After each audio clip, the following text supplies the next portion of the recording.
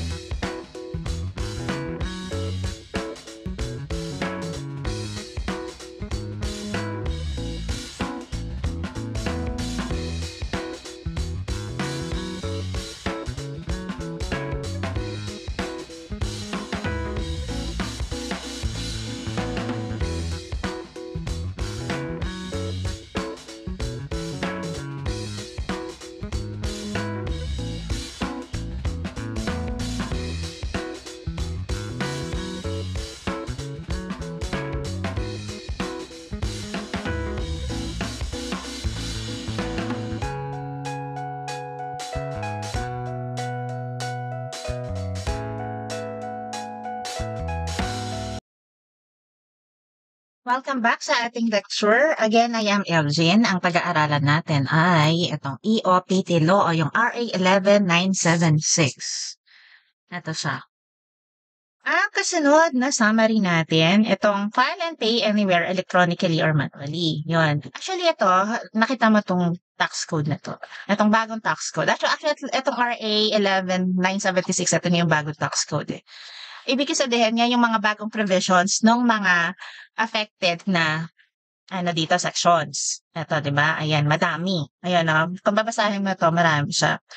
Kaya ito naging madami kasi idinagdag lang yung word na anywhere electronically or manually. So, yung mga binabayaran mo, 'di ba, nagbabayad tayo ng mga tax type natin na income tax, withholding tax, percentage tax, VAT, yung mga ganyan, DST, donors tax, mga excise tax, yung mga ganon.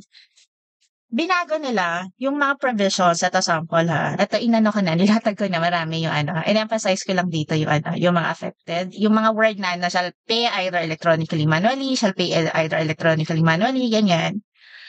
Ito, shall file and pay, yung mga ganon, file or pay electronically or manually. Yun lang yun. Ito yung mga affected, kaya ganon siya kadami. Kasi yun lang yun, no?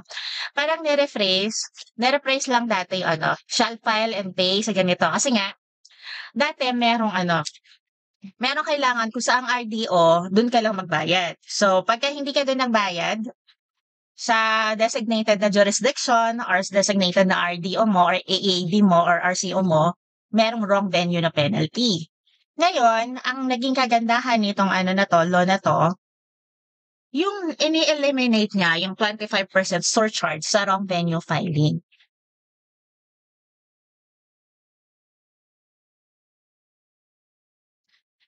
Yun. Kaya you can pay, you can file anywhere, electronically or manually. Nung inilagay ko sa electronically or manually, siya yung nagbigay emphasis na pwede ka nang magbayad anywhere, anywhere kahit hindi ka taga-RDO na yon. Pwede ka magbayad doon sa AAB na yon. At tinanggal nila rito yung pagbabayad sa municipality. Kasi nga pinopromote ng BIR na gamitin mo yung mga e-payment channels. Gamitin mo yung mga yung mga online channels, yung mga e-payment gateway. No, yun yung nila dito. So, under yung OPT law, file tax returns. Ito yung mga BIR forms and pay internal revenue taxes through electronic or manual means at any authorized agent banks or yung AABs. RDO through the Revenue Collection Officer or RCO or authorized software providers. No? Ito mga authorized software providers, marami na yan. No? Kasama dyan yung mga e-payment gateways.